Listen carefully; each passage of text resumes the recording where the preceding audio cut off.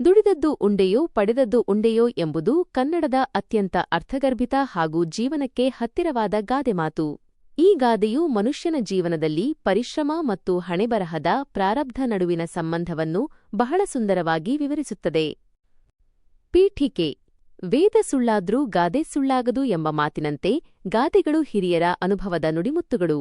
ಮನುಷ್ಯ ಕೇವಲ ದೈಹಿಕವಾಗಿ ಕಷ್ಟಪಟ್ಟರೆ ಸಾಲದು, ಅದರಿಂದ ಫಲ ಪಡೆಯಲು ಅದೃಷ್ಟ ಅಥವಾ ಯೋಗವೂ ಇರಬೇಕು ಎಂಬ ಸತ್ಯವನ್ನು ಈ ಗಾದೆ ಸಾರುತ್ತದೆ.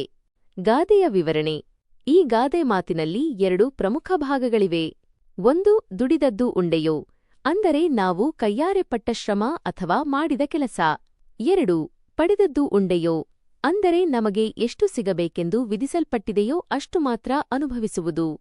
ಪರಿಶ್ರಮದ ಮಹತ್ವ: ಯಾವುದೇ ಸಾಧನೆಯ ಹಿಂದೆ ಕಠಿಣ ಪರಿಶ್ರಮವಿರುತ್ತದೆ. ದುಡಿಮೆಯೇ ಇಲ್ಲದೆ ಏನನ್ನೂ ನಿರೀಕ್ಷಿಸುವುದು ತಪ್ಪು. ರೈತ ಭೂಮಿಯಲ್ಲಿ ಬೆವರು ಸುರಿಸಿದರೆ ಮಾತ್ರ ಬೆಳೆ ಸಿಗುತ್ತದೆ. ವಿದ್ಯಾರ್ಥಿ ಅಭ್ಯಾಸ ಮಾಡಿದರೆ ಮಾತ್ರ ಅಂಕಗಳು ದೊರೆಯುತ್ತವೆ. ಇಲ್ಲಿ ದುಡಿಮೆ ಮೂಲಾಧಾರ. ಫಲ ಮತ್ತು ವಿಧಿ: ಆದರೆ ಕೆಲವೊಮ್ಮೆ ನಾವು ಎಷ್ಟೇ ಕಷ್ಟಪಟ್ಟರೂ ನಿರೀಕ್ಷಿತ ಫಲ ಸಿಗುವುದಿಲ್ಲ. ಉದಾಹರಣೆಗೆ, ಒಬ್ಬ ವ್ಯಾಪಾರಿ ಬಹಳ ಕಷ್ಟಪಟ್ಟು ಹೂಡಿಕೆ ಮಾಡಿದರೂ ನಷ್ಟ ಅನುಭವಿಸಬಹುದು. ಇಲ್ಲವೇ ಒಬ್ಬ ಅಡುಗೆಯವನು ರುಚಿಯಾದ ಅಡುಗೆ ಮಾಡಿದರೂ ಅದನ್ನು ತಿನ್ನಲು ಅವನಿಗೆ ಸಾಧ್ಯವಾಗದಿರಬಹುದು. ಇದನ್ನು ನಾವು ಪಡೆದದ್ದು ಎನ್ನುತ್ತೇವೆ.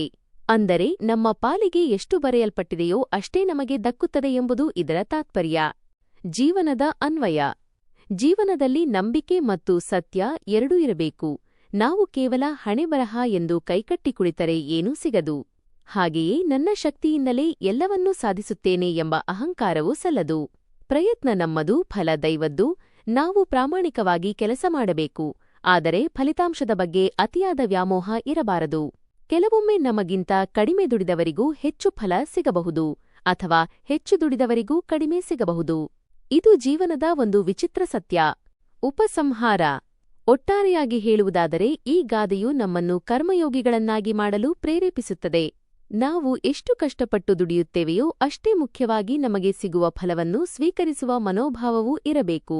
ಮನುಷ್ಯನು ತನ್ನ ಕರ್ತವ್ಯವನ್ನು ನಿಷ್ಠೆಯಿಂದ ಮಾಡುತ್ತಾ ಬಂದದ್ದನ್ನು ಸಮಾಧಾನದಿಂದ ಅನುಭವಿಸುವುದೇ ಜೀವನದ ನಿಜವಾದ ಹಾದಿ.